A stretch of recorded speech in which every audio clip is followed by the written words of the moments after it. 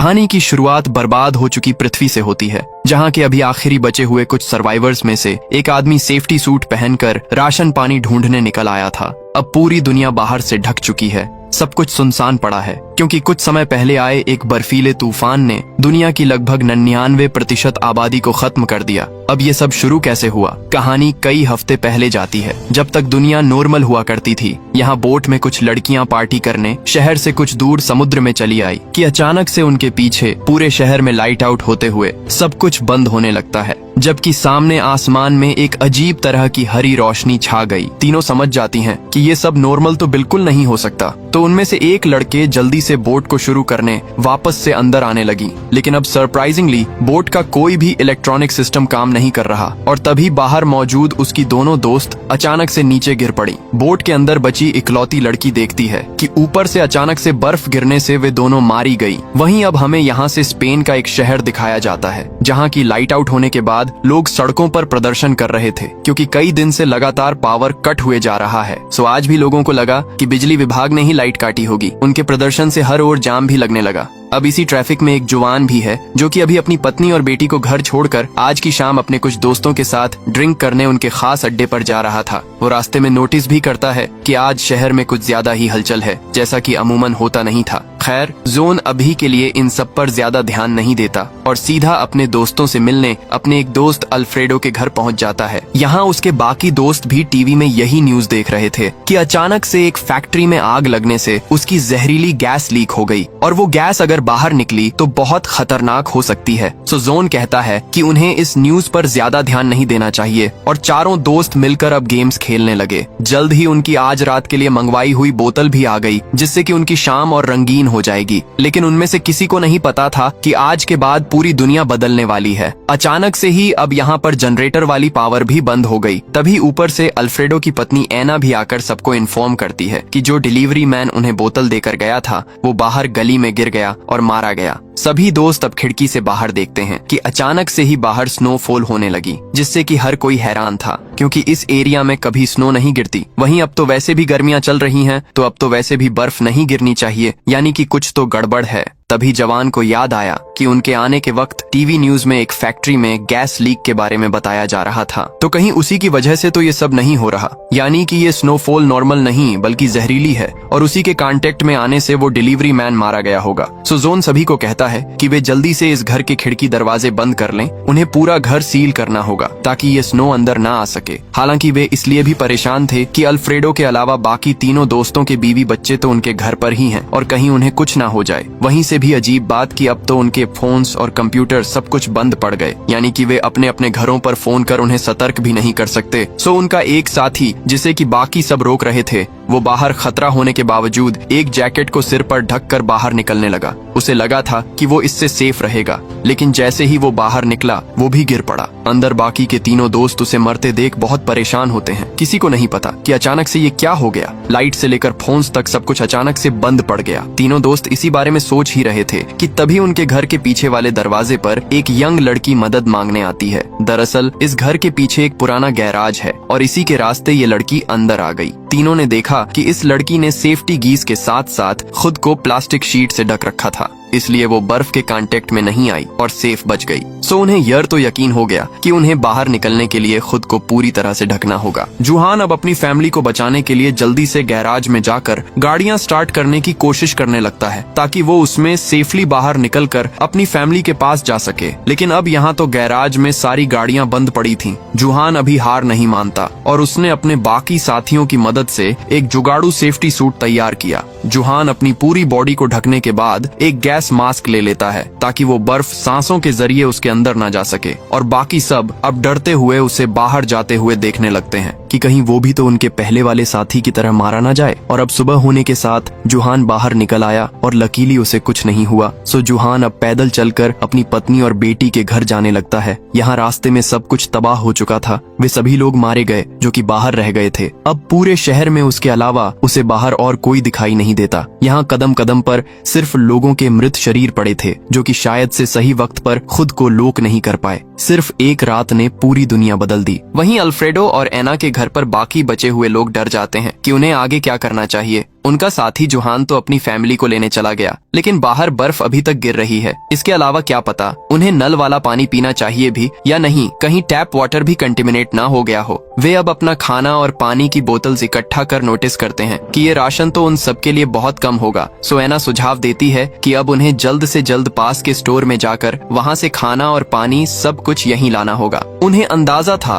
कि और भी सर्वाइवर्स हो सकते हैं जो कि खाना और पानी हथियाने की कोशिश करेंगे। सो उन्हें अपने इस घर को उनसे सेफ रखने के साथ साथ बाहर वाले स्टोर से राशन पानी को भी इकट्ठा करना होगा। सो अल्फ्रेडो कहता है कि उसने एक और मास्क बना लिया है जिसकी मदद से वो पास के पुलिस स्टेशन में जाकर वहाँ से कई सारे मास्क और सेफ्टी सूट ले आएगा और फिर वे सभी एक साथ बाहर निकल सकेंगे और स्टोर से खाना पानी ला सकेंगे। वहीं जुहान दूसरी ओर पैदल चलकर अपने घर जा रहा था। अब हर ओर बर्फ गिरने के बाद उसे पैदल ही पूरा सफर तय करना होगा। यहाँ रास्ते में उसे एक ट्रेन भी मिलती है जिसके कि एक डिब्बे के अंदर लोग अभी तक जिंदा थे, क्योंकि ये डिब्बा उस वक्त चारों ओर से लॉक्ड था। वहीं ट्रेन के बाहर मौजूद सभी लोग मारे गए। सो अब उस डब्बे में बचे हुए लोग जुहान को देखकर मदद के लिए चिल्लाने लगते हैं, क्योंकि वे खुद बाहर नहीं आ सकते और अंदर तो वे भूखे प्यासे मर जाएंगे। जुहान, जिसे कि समझ नहीं आता कि वो उनकी मदद कैसे करें, वो अब अपने पास मौजूद इकलौती पानी की बोतल उन्हें देकर कहता है कि वो उनके लिए पास से मदद लाने की कोशिश करेगा और तब तक वे यहीं छिपे रहें। वो अब और चलते हुए फाइनली अपनी बिल्डिंग में पहुंच ही जाता है। इस बिल्डिंग के भी बाहर बहुत से लोग मरे पड़े थे।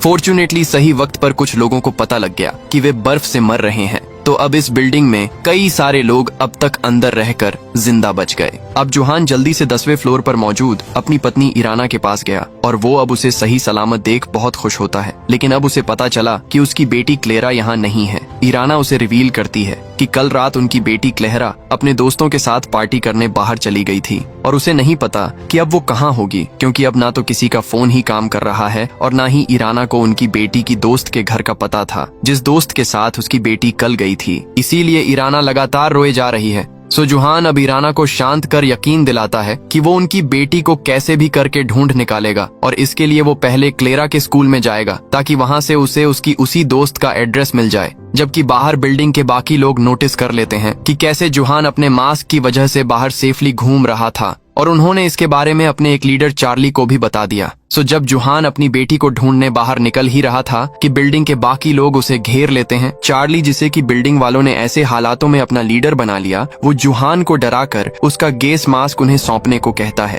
ताकि वे अपनी इस बिल्डिंग को सेव कर बाहर से खाना और पानी इकट्ठा कर सकें। जुहान को पता था कि ऐसे तो वो अपनी बेटी को कभी नहीं ढूंढ पाएगा। सो वो उन सबको दूर करने के लिए अपनी गन निकाल लेता है और वो इराना को अपने साथ लेकर अपनी गन के सहारे बिल्डिंग के लोगों की भीड़ से निकलकर नीचे जाने लगता है। लेकिन चार्ली के पास भी एक गन थी और वो अपने लोगों के साथ उसका पीछा करने लगा। जुहान अब पहले फ्लोर पर आकर खुद को इराना के साथ एक कमरे में लॉक कर लेता है। उन्हें अब जल्द से जल्द एक प्लास्टिक शीट ढूंढनी होगी, क्योंकि मास्क तो उनके पास सिर्फ एक ही है और वे दोनों बाहर कैसे निकलेंगे। वहीं अब तक चार्ली भी और लोगों के साथ दरवाजे तक आ चुका था। सो जुहान अब इलाना को बचाने के लिए उसे अपना मास्क देकर बाहर निकाल देता है ताकि इराना स्कूल में जाकर क्लेरा की दोस्त का एड्रेस निकाल सके। इससे कम इराना उनकी बेटी को तो बचा ही लेगी। और जुहान ने अपना सेफ्टी सूट इराना को पहनाकर बाहर निकाल दिया, जबकि बाहर से चार्ली बाकी लोगों के साथ दरवाजा तोड़ अब अंदर आ ही जाता है। लेकिन जुहान तो इसके लिए पहले से तैयार था।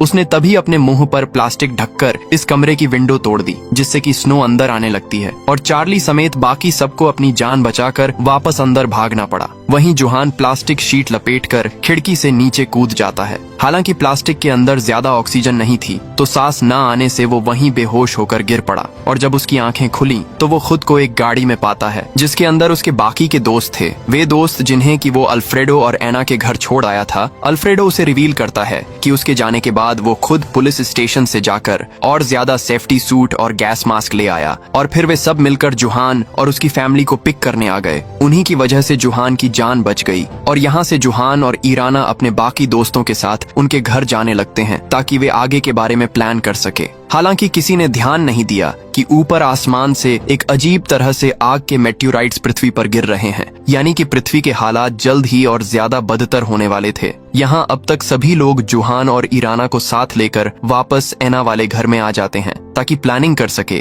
कि उन्हें आगे क्या करना है। जुहान हालांकि अभी गाड़ी लेकर अपनी बेटी की इन्फॉर्मेशन के लिए स्कूल जाना चाहता था, मगर अल्फ्रेडो ने कहा कि उन्हें कुछ देर इंतजार करना चाहिए। उन्हें तभी बाहर विंडो से एक आदमी अपने घर की ओर आता हुआ नजर आया, जो कि उनकी गाड़ी के टायर के निशानों का पीछा कर रहा था। सो सभी उस पर गैराज में जाकर गन पॉइंट कर देते हैं। उन्हें पता चला कि सर्वाइवर का नाम बोनीटो है, जो कि उनके पास में एक हार्डवेयर स्टोर चलाता था। वो रिवील करता है कि वो यहाँ से थोड़ी ही दूर मौजूद बाकी सर्वाइवर्स के साथ छिपा हुआ है, मगर अब वहाँ पर खाने पीने की सप्लाई ऑलमोस्ट खत्म होते जा रही है। सो वो अकेला ही सेफ्टी करके बाहर मदद लेने निकल पड़ा। अब अल्फ्रेडो उन सर्वाइवर्स को यहाँ लाने के लिए मना कर देता है, क्योंकि ऐसे हालातों के बीच हर कोई सिर्फ अपने बारे में सोचता है। लेकिन उसने बोनीटो को अपने पास से कुछ खाना पानी दे दिया, जो कि वे थोड़ी देर पहले एक स्टोर से उठा कर लाए थे। और अब जब बोनीटो गया ही था कि इसी बीच किसी ने नोटिस नहीं किया कि उन्हीं का एक और साथी पीछे से उनकी गाड़ी लेकर बाहर निकल गया। लेकिन जब वो थोड़ी दूर पहुंचा ही था कि उसे वहीं मेटोराइट्स गिरते हुए नजर आए, और डिस्ट्रैक्ट होने से उसकी टक्कर सामने वाली गाड़ियों से हो गई और वो वहीं मारा गया। वहीं जुहान और एलिना अब और इंतजार नहीं करते।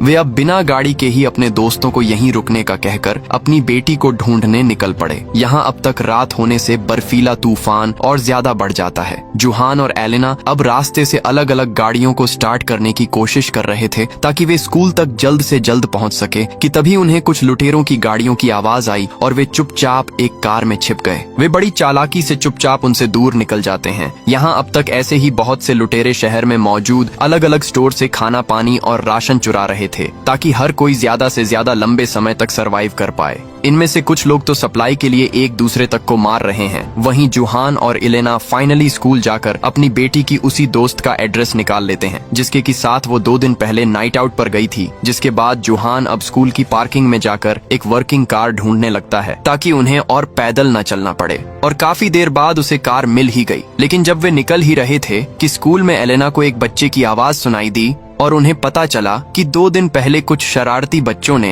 एक पावलो नाम के लड़के को स्कूल में ही लॉक कर गए। यानी कि पावलो पिछले 2 दिन से यहीं बंद था। हालांकि कैंटीन में होने से उसे खाने पीने की कमी नहीं हुई। सो जुहान अब उसे पहले शांत कर बाहर की दुनिया की सारी सच्चाई बताता है, कैसे अब दुनिया पहले जैसी नहीं बची, सब कुछ बर्बाद हो चुका है। हालांकि शुरू में पावलो को यकीन नहीं होता, लेकिन फिर उसे प्लेग्राउंड में उन्हीं बच्चों की बॉडीज दिखाई दी जो कि उसे बंद करके भागे थे, और उसे सब समझ आ गया। तो वहीं घर पर अल्फ्रेडो भी देखता है कि आसपास के लुटेरे सारे स्टोर्स को लूट रहे हैं। सो उन्हें भी दोबारा से बाहर जाकर जल्द से जल्द और राशन जमा करना होगा, वरना तो आने वाले समय में उनके लिए और कुछ नहीं बचेगा। अल्फ्रेडो अब अपनी पत्नी एना के साथ उसी डिलीवरी वाली लड़की को घर पर रहने का कहकर अपने एक और साथी के साथ एक दूसरी गाड़ी लेकर राशन लेने निकल पड़ता है। वे दोनों ये भी प्लान करते हैं कि वे खाना लेने के बाद अपने गैराज और घर को चारों ओर से सील कर देंगे, क्योंकि एक बार खाना खत्म होने के बाद बाकी लुटेरे उन जैसे सर्वाइवर्स के घरों पर अटैक करेंगे। सो दोनों अब अपने घर की सेफ्टी के लिए रास्ते में एक फायर स्टेशन पर भी रुक जाते हैं, ताकि यहाँ से टूल्स इकट्ठा कर सके। और यहीं पर उन्हें कुछ और भी सर्वाइवर्स मिले, जिनके के साथ बोनीटो भी है, जो कि पहले अल्फ्रेडो के घर मदद मांगने आया था, और अल्फ्रेडो ने उसे कुछ खाना पानी भी दिया था। सो बोनीटो अब उसकी इसी मदद के बदले में उसे एक ऑफर करता है। कैसे उन्हें एक सेफ आइलैंड का पता लग गया,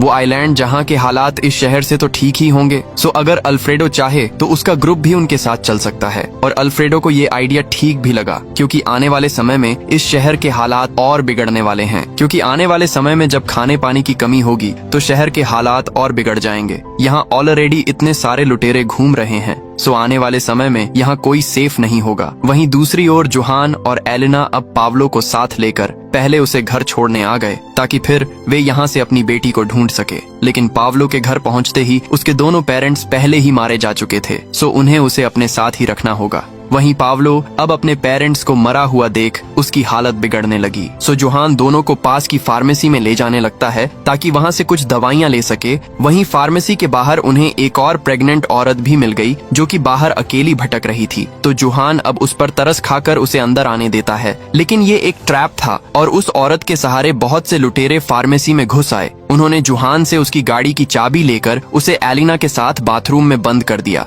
और जब वे लुटेरे चले गए उसके बाद पावलो दोनों को बाहर निकालता है। ऐसे हालातों में लोग इंसानियत को बहुत पीछे छोड़ देते हैं। वहीं घर पर अल्फ्रेडो अपनी पत्नी एना से कंसल्ट करता है कि क्या उन्हें अपना शहर छोड़कर उस आइलैंड पर जाना चाहिए, और एना इसके लिए तैयार थी, क्योंकि यहाँ जल्द ही लोग खाने पाने के लिए एक दूसरे को मारने लगेंगे। सो उन्हें इससे पहले एक सेफ जगह के लिए निकल जाना चाहिए। सो अल्फ्रेडो अब उस आइलैंड की जांच करने के लिए अपने सारे रेडियो को ऑन करता है, लेकिन अभी भी कुछ भी काम नहीं कर रहा। उसने ऊपर जाकर एंटीना भी ठीक किया ताकि वे शहर से निकलने का रूट पता कर सके, लेकिन अब तक तो उनके कंपास तक काम नहीं कर रहे। वहीं जुहान, एलिना और छोटा पावलो अब सेफ्टी सूट पहनकर पैदल ही अपना सफर तय करने लगते हैं। यहाँ रास्ते में उन्हें एक कार भी दिखाई दी जिसे कि जुहान अपनी गन की मदद से लूटने की सोचता है, मगर जब उन्होंने देखा कि ये तो एक फैमिली है जिनके के साथ उनके छोटे बच्चे भी थे, तो जुहान के अंदर के अच्छे इंसान ने उसे ये गलत कदम उठाने से रोक दिया। ऐसे हालातों में भी जुहान दूसरों के साथ गलत नहीं कर सकता, जबकि बाकी सब उसके साथ धोखा ही करते आ रहे हैं। आगे रास्ते में तीनों को वहीं ट्रेन भी नजर आई जिसमें कि पहले जुहान को बहुत से लोग बंद मिले थे, लेकिन अब यहाँ कोई नहीं। जुहान भी अपनी फैमिली प्रॉब्लम्स के चलते उन्हें भूल गया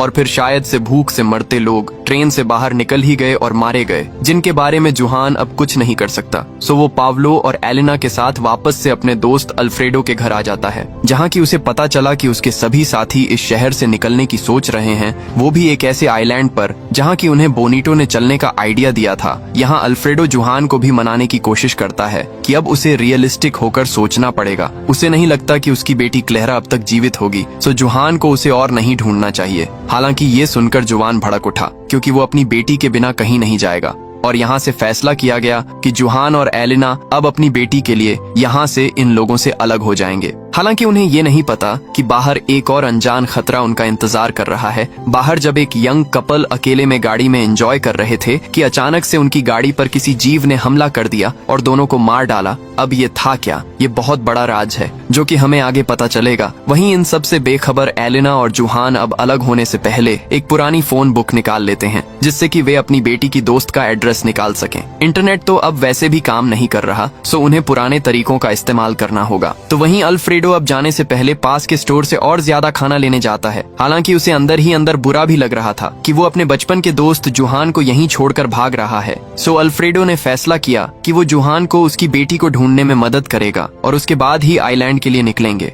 सो अल्फ्रेडो अब जुहान के साथ अकेले में निकल पड़ता है ताकि उसकी बेटी को ढूंढ सके। और जब वे शहर में आगे बढ़ ही रहे थे कि तभी उन्हें सामने बहुत सी गाड़ियां पड़ी हुई नजर आई जिन्होंने कि सब कुछ ब्लॉक कर रखा था। इतना ही नहीं, वहां बहुत सी सोल्जर्स की गाड़ियां आकर उन दोनों को इस रिस्ट्रिक्टेड जोन से दूर रहने को कहती हैं। अब जुहान और अल्फ्रेडो दोनों समझ गए कि मिलिट्री इस ब्रिज के दूसरी ओर कुछ तो ऐसा है जो कि उनसे छिपा रही है, इसलिए ही वे शहर में और लोगों की मदद नहीं कर रहे। सो दोनों अब चुपके से मिलिट्री का पीछा करने लगते हैं, ये देखने की वे जा कहां रहे थे। और जब सोल्जर्स ने उन्हें अपना पीछा करते हुए नोटिस किया तो वे उनकी गाड़ी पर अंधाधुंध फायरिंग करने लगे। जुहान और अल्फ्रेडो जल्दी से गाड़ी पीछे लेकर बचने की कोशिश करने लगते हैं, जिस बीच उनकी गाड़ी पलटते हुए एक बिल्डिंग में जा घुसी और तभी उन्हें मिलिट्री के ब्रिज को ब्लॉक करने का कारण समझ आ गया। अचानक से उनके सामने बहुत से अजीब तरह के ऐसे जीव निकल आते हैं जो कि गाड़ियों को हटाकर ब्रिज के इस ओर निकल आए और वे अब एक एक कर सोल्जर्स पर अटैक कर उन्हें जान से मार रहे थे।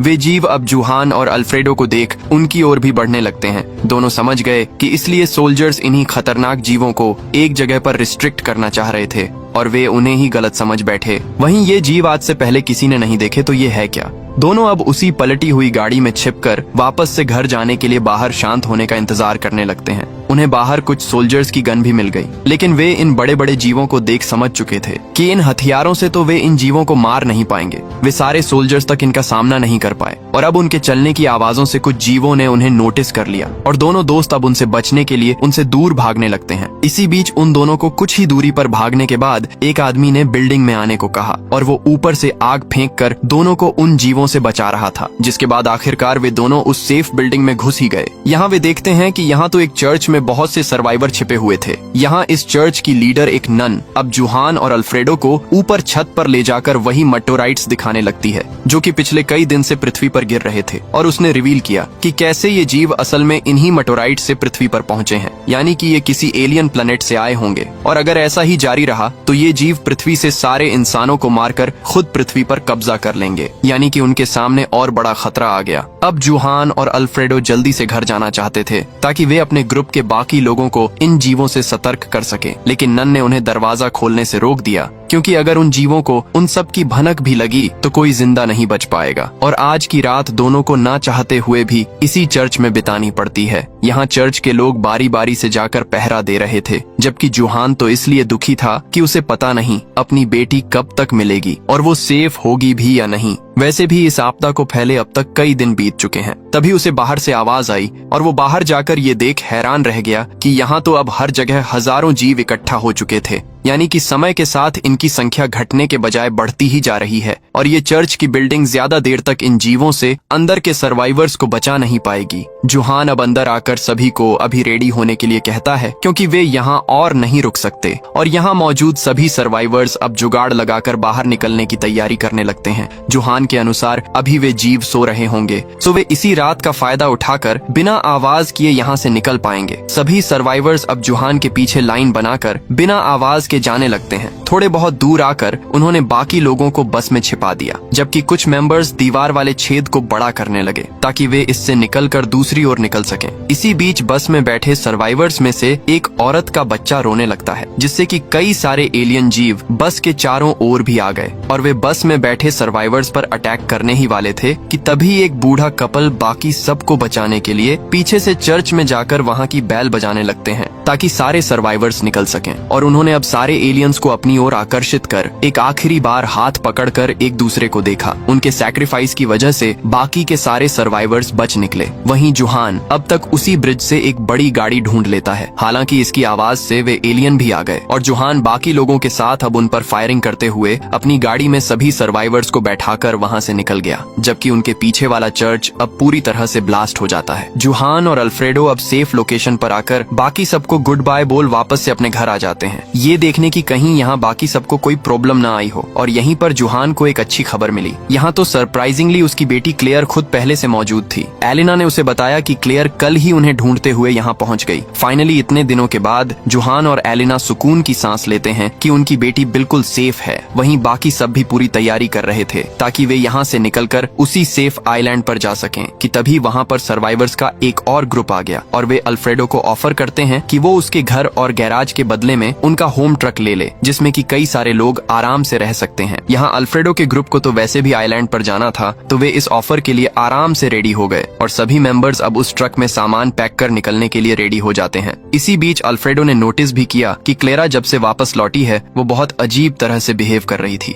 जैसे कि वो अपने खुद के बस में ना हो। लेकिन कोई भी अब इस पर ज्यादा ध्यान नहीं देता और सब अब ड्राइविंग करते हुए उसी आइलैंड की ओर निकल पड़े। लेकिन जब वे काफी देर ड्राइविंग के बाद समुद्र तक पहुंच ही गए तो यहाँ पर उन्हें एक और प्रॉब्लम आ गई। यहाँ पृथ्वी के बदलते वातावरण के कारण अब पानी का लेवल बहुत नीचे चला गया, सो उन्हें कोई और लोकेशन ढूंढनी होगी जहाँ से वे बोट का इस्तेमाल कर सकें। लेकिन अब क्योंकि शाम हो रही थी तो अभी के लिए उन्हें रात बिताने के लिए कोई जगह ढूंढनी होगी और वे सभी पास के एक शॉपिंग मॉल में जाकर आज रात बिताने का फैसला करते हैं। यहाँ शॉपिंग मॉल में उनके अलावा और भी बहुत से लोग थे, जिनमें कि वे सर्वाइवर्स भी हैं, जिन्हें कि जुहान और अल्फ्रेडो ने चर्च में बचाया था। यहाँ मौजूद सारे ही लोग मिलकर एक दूसरे का साथ दे रहे थे कि इसी बीच क्लेयर को अचानक से दौरा आने लगता है, जो कि आज तक उसे कभी नहीं आया था। लेकिन फिर से सभी को लगा कि ये सब उसके कई दिन अकेले ऐसे हालातों में रहने की वजह से हुआ होगा और सब इसे इग्नोर कर फिर से सो गए कि सुबह अचानक से जुहान की आंख बहुत ज्यादा शोर से खुलती है। उन्हें पता चला कि बाहर जो जहरीली स्नोफॉल हो रही थी वो अचानक से ही रुक गई और बाहर कई दिनों के बाद फाइनली अच्छी खासी धूप निकल आई। लोग बाहर निकलकर भी देखते हैं कि अब वे बाहर जाने से मर नहीं रहे। यहाँ हर कोई खुश होता है कि फाइनली शायद से ये आपदा खत्म हो गई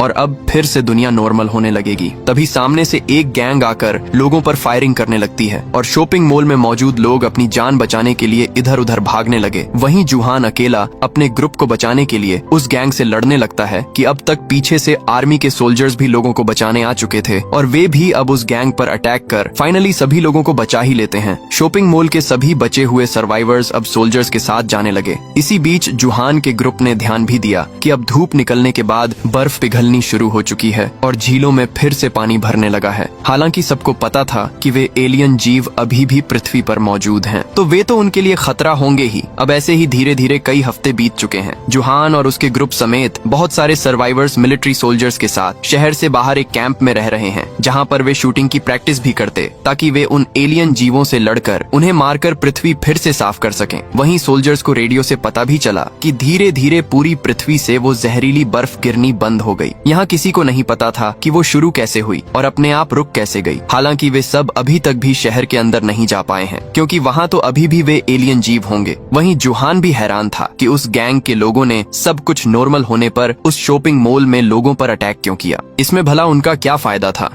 और अब एक शाम उन सबको बताया जाता है कि मिलिट्री कुछ लोगों को शहर में भेजना चाहती है ताकि वे शहर के अंदर के हालातों का पता लगा सके। इसके लिए उन्हें एक ट्रेन का इस्तेमाल करना होगा जो कि सीधा शहर के अंदर जाती है। और अब अगली सुबह होते ही जुहान की अगुवाई में उसका छोटा सा ग्रुप शहर में जाने के लिए निकल पड़ते हैं। वे सब ट्रेन को स्टार्ट कर अब रास्ते से सब कुछ हटाकर आगे बढ़ते जा रहे थे। और जब वे शहर के अंदर घुस गए तो हर कोई जश्न मनाता है, जिसके बाद वे ट्रेन से उतरकर पैदल ही आगे बढ़ने लगते हैं। वे देखते भी हैं कि उस आपदा के कारण पूरा शहर तबाह हो रखा था। लेकिन इससे भी अजीब बात कि अब किसी को भी शहर में वे एलियन जीव कहीं नजर नहीं आते। सब हैरान थे कि वे जीव कहाँ गए होंगे। इसके अलावा उन्हें शहर में और भी कुछ लोग नजर आए जो कि काफी वियर्डली बिहेव कर रहे थे। अब ऐसा क्यों हो रहा है, हमें ये आगे कहानी में पता चलेगा। यहाँ ग्रुप के कुछ लोग शहर के दूसरे हिस्से में चले जाते हैं ताकि वहाँ का मुआयना कर सके। तो वहीं जुहान का ग्रुप अब रेडियो सेटअप कर शहर के बाहर मौजूद अपने बेस को सब रिपोर्ट करते हैं जो उन्होंने अब तक शहर में देखा था। वहीं उन्होंने एक बिल्डिंग के ऊपर चढ़कर ये भी देखा कि शहर की दूसरी दिशा में एक अजीब सी ब्लू लाइट चल रही थी। सो जुहान कमांडर से कहता है कि उन्हें कुछ और लोगों को वहाँ भेजकर उसके बारे में पता करना होगा कि ये है क्या। लेकिन अभी रात को कमांडर इसके लिए मना कर देता है। सो आज की रात जुहान फिर से अपने साथियों के साथ वहीं कार्ड्स खेलते हुए पार्टी करने लगता है, जैसा कि वो कहानी के शुरू में कर रहा था। उसे लग रहा था कि अब सब ठीक हो जाएगा कि अब अचानक से ही उनका एक साथी लूकस, जो कि ऐसा लग रहा था कि वो अपने होश में नहीं है, उसने उनके एक और साथी को चाकू मार दिया और खुद ऊपर भाग गया, जहां बाकी लोग उस घायल मेंबर को ट्रीट करने लगते हैं। जबकि जुहान लूकस को देखने गया कि उसे अचानक से क्या हो गया। लेकिन लूकस तो यहाँ अपने बस में नहीं था और वो बिल्डिंग के टॉप से सीधा नीचे कूद जाता है। ऊपर से जुहान और अल्फ्रेडो सब देख रहे थे कि कैसे अचानक से शहर की गलियों में बहुत से आम लोग अजीब तरह से बिहेव करते हुए उसी ब्लू लाइट वाली दिशा में जा रहे हैं, बिल्कुल सेम लूकस के जैसे, जो कि अपने बस में नहीं था। तो अब जुहान और बाकी सब उस चाकू से घायल मेंबर को लेकर वापस आर्मी बेस में जाने लगे ताकि वे उसकी जान बचा सकें। तभी उन्हें याद आया कि उनके कुछ और मेंबर्स शहर के दूसरे कोने में गए हैं। तो जुहान अब बाकी लोगों को उस घायल मेंबर को आर्मी बेस तक ले जाने का कहकर खुद अल्फ्रेडो के साथ रास्ते में उतर जाता है ताकि वे अपनी बाकी टीम के मेंबर्स को ढूंढ सके और उन्हें वापस ला सके। और शहर में आगे जाकर जो वे देख पा रहे थे, उनकी आंखें फटी की फटी रह जाती हैं। यहाँ तो वे सारे एलियन जीव मौजूद थे जो कि पहले शहर में लोगों को मार रहे थे। और अब उससे भी अजीब बात कि उनके आसपास वे सारे आम लोग भी मौजूद हैं जो कि अपने बस में नहीं है, और वे लोग उन एलियन जीवों के साथ मिलकर काम कर रहे हैं। यानी कि वे सब के सब एक ही सोर्स से कंट्रोल्ड थे। यहाँ इस ब्लू लाइट की वजह से शहर के सारे लोग आ गए और वे सब अब जानवरों की तरह एक एलियन एंटिटी का कहना मान रहे थे। इन्हीं में से एक जुहान को अपनी बेटी क्लेरा भी नजर आई और वो सब समझ गया। इसलिए ही क्लारा उसके मिलने के बाद से ही अजीब तरह से बिहेव कर रही थी। जुहान को धीरे धीरे सब समझ आने लगा। कैसे जब सब कुछ नॉर्मल हो गया तो उस गैंग के लोगों ने आम लोगों पर अटैक कर दिया, क्योंकि वे गैंग के मेंबर भी अपने बस में नहीं थे। कहानी के शुरू से लेकर अब तक कभी कुछ ये मिस्टीरियस एलियन रेस कर रही है। इन एलियंस ने ही पृथ्वी पर उस आपदा की शुरुआत की और 99% से ज्यादा आबादी को खत्म कर डाला ताकि पृथ्वी इंसानों से खाली हो सके। फिर उन्होंने ज्यादा बचे हुए लोगों को अपने जीव भेजकर भी खत्म करवाया, और जब इंसानी आबादी उनके मन मुताबिक रह गई तो उन्होंने ही पृथ्वी को पहले जैसा कर दिया ताकि वे बचे हुए इंसानों को अपने कंट्रोल में करके उनसे अपने काम करवा सकें। अब जुहान यहाँ सबको दूर से देख रहा था। ऐसे हजारों लोग किसी पालतू जानवर की तरह उन्हीं एलियंस का कहना मान रहे हैं। उसकी बेटी क्लेरा भी उन्हीं का हिस्सा है और अब पूरी पृथ्वी उन एलियंस के कंट्रोल में है। और इसी सीन के साथ ये कहानी यहीं पर खत्म हो जाती है। दोस्तों, आपको वीडियो कैसी लगी लाइक करके जरूर बताना। वेल, अगर आपको इसका पार्ट 2 चाहिए तो 1000 कमेंट करवा दो। बाकी मिलते हैं अगली शानदार वीडियो में, तब तक के लिए सब्सक्राइब बटन दबा दो।